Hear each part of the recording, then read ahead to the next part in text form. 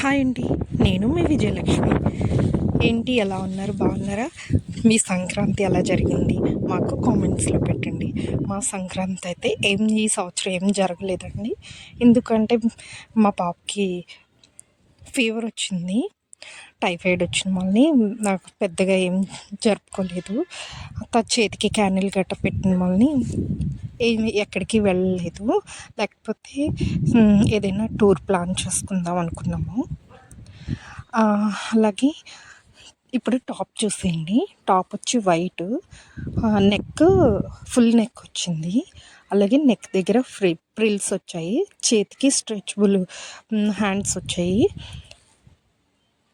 టోటల్గా ఇలా ఉంది. టాప్ అయితే చాలా బాగుందండి. తనకి చాలా బాగా సెట్ అయింది. తన హైట్గా ఉంటుంది కాబట్టి.